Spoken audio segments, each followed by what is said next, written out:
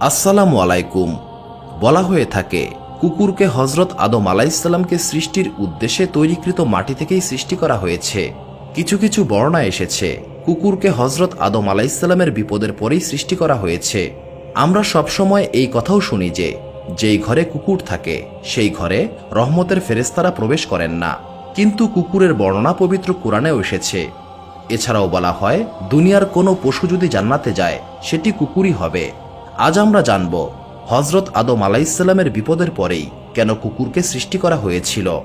এছাড়াও আমরা জানব কুকুর এবং শয়তানের মাঝে এমন কি সংযোগ রয়েছে যার কারণে ইসলামে কুকুর পালন করতে নিষেধ করা হয়েছে, এবং কুকুর কেন মানুষকে দেখলেই চিৎকার করে। প্রথমেই জানা দরকার কুকুর কেন ঘরে থাকলে রহমতের ফেরেশতারা ঘরে প্রবেশ করেন না। এই ব্যাপারে একটি হাদিস রয়েছে।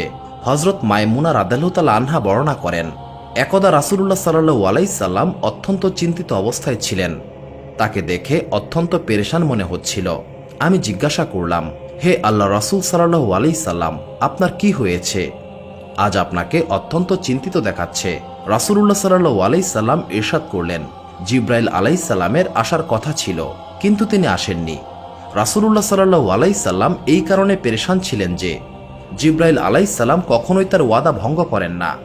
তার না আসার কারণ কি হতে পারে? সমস্ত দিন এইভাবেই কেটে গেল। রাসূলুল্লাহ সাল্লাল্লাহু আলাইহি সাল্লামের হঠাৎই মনে পড়ে যায় তার পায়ের নিচে একটি কুকুরের বাচ্চা বসেছিল। এই বাচ্চাটিকে তিনি উঠিয়ে জায়গাটি পরিষ্কার করেন। এরপর জিবরাইল আলাইহিস সালাম তাশরিফ নিয়ে আসেন এবং জিবরাইল আলাইহিস সালাম বলেন, ইয়া রাসূলুল্লাহ সাল্লাল্লাহু আলাইহি সাল্লাম, আপনার পায়ের নিচে একটি কুকুর বসেছিল। আমরা ফেরেশতারা সেই ঘরে প্রবেশ করি না যেখানে কুকুর অথবা ছবি থাকে।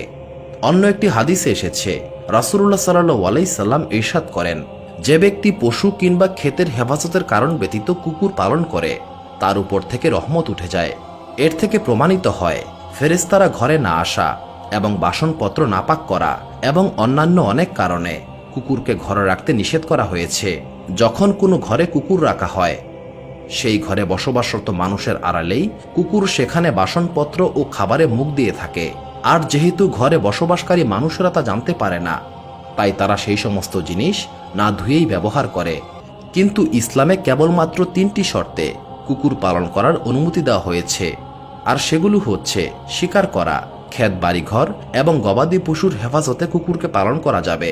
বিভিন্ন বর্ণনায় পাওয়া যায় ইবলিশ ওরফে শয়তান একজন জিন। মহান আল্লাহ তাআলা তার ইবাদতের কারণে তাকে ফেরেশতাদের সঙ্গে শামিল করে দিয়েছিলেন আর তাকে ফেরেশতাদের সর্দার বানিয়ে দিয়েছিলেন। এই সৃষ্টির এমন কোনো জায়গা নেই যেখানে ইবলিশ সিজদা করেনি। এই সমস্ত সিজদা এবং ইবাদতের কারণে মহান আল্লাহ তাআলা তাকে ফেরেশতাদের সর্দার বানিয়ে দেন। কিন্তু সে অহংকারী হয়ে হযরত আদম আলাইহিসসালামকে সিজদা করতে অস্বীকার করে। যখন মহান আল্লাহ তাআলা হযরত আদম আলাইহিসসালামকে মাটি থেকে সৃষ্টি করে ফেরেশতাদেরকে হুকুম দিলেন সিজদা করতে, তখন ইবলিশ অহংকারী হয়ে বলেছিল, আমি আগুনের তৈরি আর আদম মাটির তৈরি, আমি কেন তাকে সিজদা করব? তাই সে সিজদা করতে অস্বীকার করে, আর এইভাবেই সে মহান আল্লাহ তাআলার অভিশাপের পাত্র হয়ে যায়। অপর একটি বর্ণনায় আছে, যখন হযরত আদম আলাইহিসসালামকে সিজদা করতে বলা হলো তখন ইবলিশ তার উপরে থুতু দেয়, আর সেই থুতু হযরত আদম আলাইহিসসালামের পেটের উপর পড়েছিল। এরপর মহান আল্লাহ তাআলা হযরত জিবরাইল আলাইহিসসালামকে সেই থুতু দেওয়া অংশ থেকে মাটি তুলে নেওয়ার হুকুম দেন। যখন হযরত জিবরাইল আলাইহিসসালাম সেখান থেকে মাটি তুলে নিলেন এবং এই কারণে হযরত আদম আলাইহিসসালামের পেটের অংশে একটি গর্ত হয়ে যায়, যেটি নাভি রূপে আজও আমাদের পেটের উপর রয়েছে। মহান আল্লাহ তাআলা এই তুলে নেওয়া মাটি থেকে, অর্থাৎ শয়তান যেখানে থুতু দিয়েছিল সেখান থেকেই কুকুর সৃষ্টি করেন। কুকুরকে সৃষ্টি করার ব্যাপারে আরও একটি বর্ণনা পাওয়া যায়।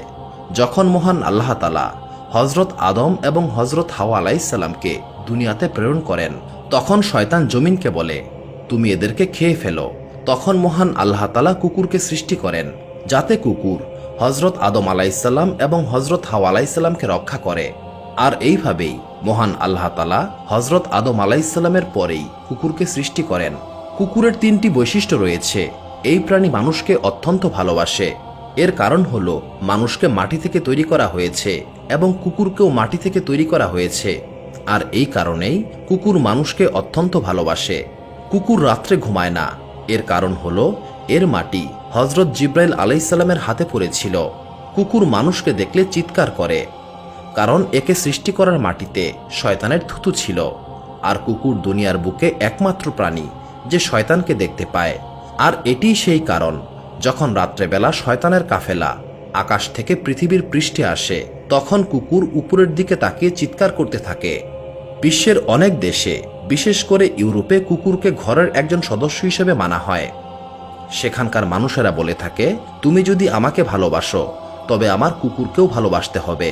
তবে কুকুর যতই বিশ্বস্ত হোক না কেন, আপনি যদি আপনার ক্ষেত, বাড়িঘর কিংবা গবাদি পশুর হেফাজতের উদ্দেশ্য ছাড়া কুকুর পালন করেন, তবে রোজ আপনার উপর থেকে রহমত কমতে থাকবে।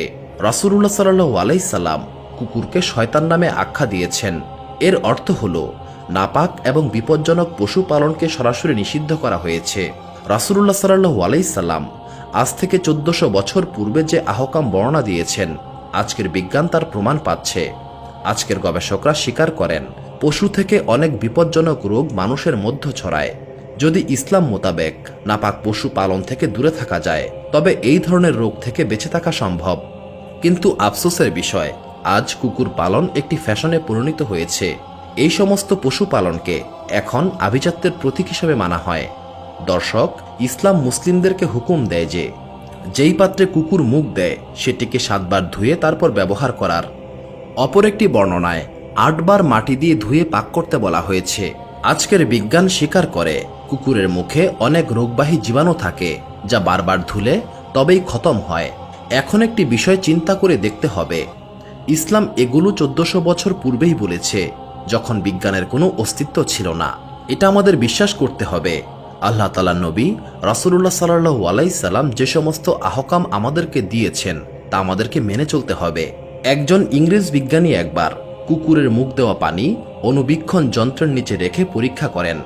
সেখানে কুকুরের লালা থেকে নির্গত এমন অনেক জীবাণু দেখতে পান, যা মাটি দিয়ে পরিষ্কার করা ব্যতীত ধ্বংস করা সম্ভব নয়।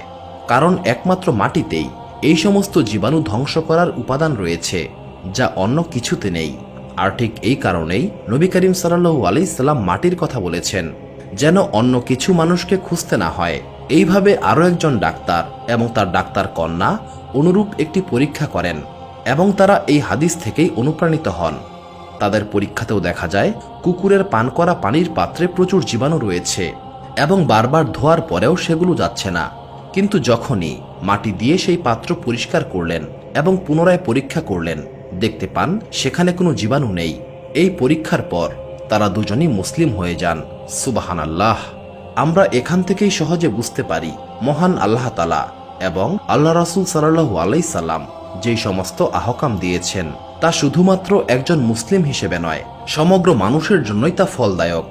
আর একজন মুমিনের বৈশিষ্ট্য, মহান আল্লাহ তাআলা যে কাজের আদেশ দিয়েছেন তা করা এবং যা করতে নিষেধ করেছেন তা না করা। মহান আল্লাহ তাআলার কাছে দোয়া করি, তিনি আমাদেরকে তার এবং রাসূলুল্লাহ সাল্লাল্লাহু আলাইহি সাল্লামের পথে চলার তৌফিক দান করুন, আমিন। সুপ্রিয় দর্শক মণ্ডলী, প্রতিদিন নতুন নতুন ভিডিও পেতে আমাদের চ্যানেলটি অবশ্যই সাবস্ক্রাইব করুন এবং পাশে থাকা বেল আইকনটি প্রেস করতে অবশ্যই ভুলবেন না, এবং সেই সাথে আপনার যে কোনো মতামত আমাদের জানাতে আমাদের ভিডিওতে অবশ্যই কমেন্ট করুন। আশা করি আপনারা সবাই ভালো থাকবেন এবং সুস্থ থাকবেন। আসসালামু আলাইকুম।